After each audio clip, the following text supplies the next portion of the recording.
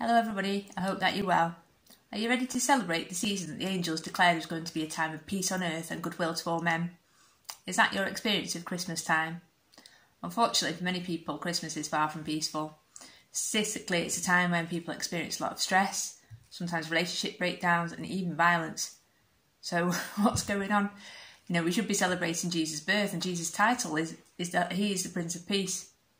So there might be all sorts of reasons why this can be a stressful time for people, and particularly this year in 2020. A lot of it can boil down to expectations that we might put on ourselves or that we put on other people. Pressure that we feel like it must be a great or special time. You might feel pressure to overspend, and money might be particularly tight this year. You may have trouble buying presents for people or receiving presents from people that aren't to our taste. I know I've been told that I'm not the easiest person to buy for. You might suddenly be spending a lot of time with people who you wouldn't normally choose to spend time with, and you're in close proximity and you're getting on each other's nerves. You might be reminded of loved ones who aren't here anymore, and it might just really make you feel like you missed them. You may be under pressure to cook a really good Christmas dinner, and perhaps because of bubbles and all that kind of thing, it's the first time you've even ever attempted to do a roast dinner, and you might be the first time you've ever been responsible for this kind of thing. You might be dealing with feelings of temptation or guilt over overindulging. You might be trying to get your house looking really spectacular and presentable for visitors because you've not had anybody in for 10 months and you've not really tidied up whilst people haven't been here, and now you realise it looks a big mess. Research shows that even the repetitiveness of Christmas music and the garishness of Christmas lights can be stress triggers for people. So all in all, it's quite hard to escape the stress and experience some peace at this time. So what can you do? World peace might not really be achievable, but it's possible to bring peace into your own character and into your own environment.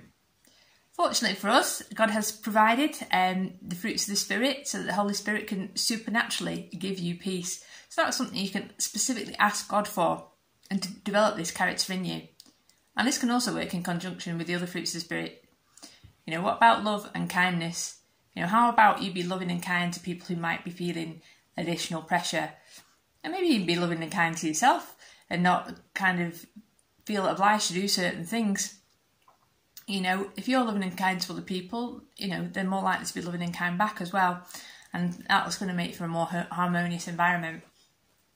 How about exercise a little bit of self-control, whether it's in your spending, your eating or your drinking, or even in your Christmas music and decorations.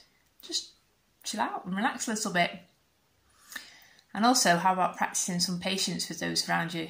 I think it's interesting that some versions of the Bible don't call it fruit of the Spirit patience, they call it long-suffering. And it might be that just for a little while things are going on around you that you find it difficult to tolerate, you're just going to have to do a little bit of long-suffering. One of the things you might normally look forward to at Christmas is being able to just spend some time away from work and at home and spending time with your family. But this year's been very different. You might have done nothing but sit at home and spend lots and lots of time with your family, and you're a bit fed up of looking at the same four walls.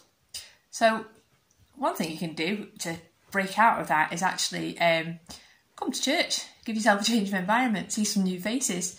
At the Lighthouse, we've got lots of meetings over Christmas that you can attend in person. So next Sunday morning we've got services in the morning. We've also got the carol and the nativity service in the evening. And on Christmas Day we've got a service, and then another service on Sunday the 27th. So what have you got going on over the next few weeks? Keep reminding yourself that Jesus' birth was announced as a time of bringing peace and goodwill